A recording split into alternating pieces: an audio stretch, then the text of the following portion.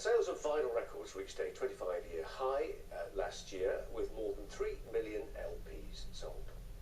It's the highest number since 1991, when Simply Red Stars was the best-selling album.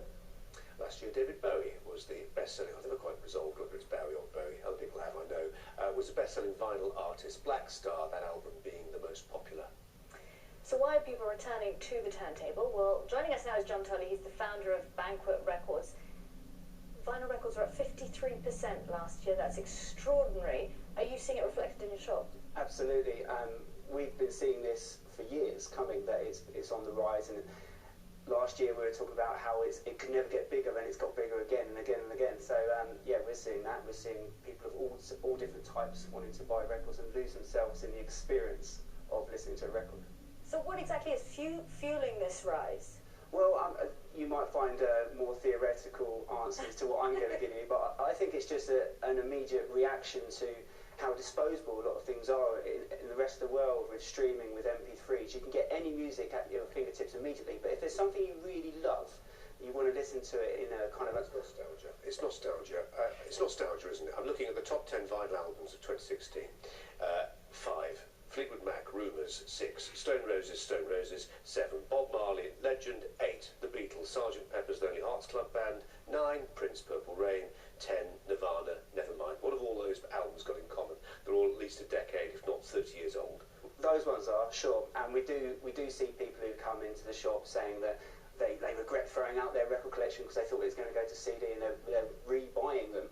But we're seeing a lot of modern music, a lot of bands who appeal to younger people and selling way more on vinyl than on CD, definitely. Bands on the whole, how much of the music market... It's about with my 17-year-old daughter, if you give me some names of popular trendy bands. I mean, bands that we've sold a lot of records of this year would include Biffy Clyro, Blink-182, Catfish and the Bottlemen, those kind of bands who they're all legitimate #1 artists, but we're finding that younger people especially want to buy vinyl. They've streamed it already. They've got the MP3 if they want it, but when they fall in love with a band, they want to have the physical product. It's interesting because I was chatting to will.i.am a couple of years ago, and he said that there's going to be no hardware left in the music industry except for headphones. But what you're saying, it doesn't really go with that. Do you think it's going to be a case where people are going to go more and more to vinyl? I mean, it's certainly what we're seeing.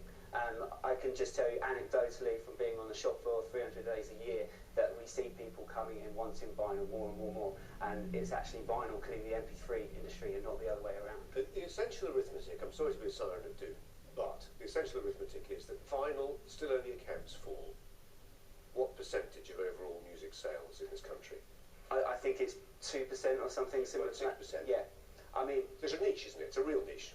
It's a niche which is growing, yes, and I can only tell you about what I see in my business. I don't represent iTunes, I don't represent the Rihanna album sales, but I can tell you that people who want to pick up a record and fall in love with it, I see it every day, and that's on the rise. But that sort of, Nick Hornby High Fidelity thing of men of a certain age hanging around record shops and leafing through vinyl, I mean, that when we get retailers in all the time when we talk about the death of the high street or whatever, it's a perfect example of the sort of experience that people need to have if they want to buy something. I think that the High Fidelity, one of my favourite, well, you can movie or book, however you want to. Same age, John. Yeah, I mean, that is a great thing, but it's an antiquated idea of what record shops are like in 2016, now 2017. We're finding it's not just dusty record shops, people leafing through wanting to find second-hand records. It's new bands, new artists, giving customers an extra reason to want to buy an album, not just a race to the bottom and lowest common denominator, stream it, access it, consume it. It's something more than that. But who has a record player? If someone gave me a vinyl record, I wouldn't go out and buy one. I wouldn't know what to do with it. You might not, but a lot of people are doing that. I'm sure you can have access to how many record players have been sold this Christmas, but certainly we've seen since Christmas that a lot of people have got record players and now want to start a record collection. It's starting afresh. It's not trying to recycle the same customer. It's a new person, new to the whole experience of it. And I'm sure if you did get out your record player, you would fall in love with that experience once again. Okay, Jon Tolley from Banquet Records. Thanks so much for coming in. Thanks, Hannes.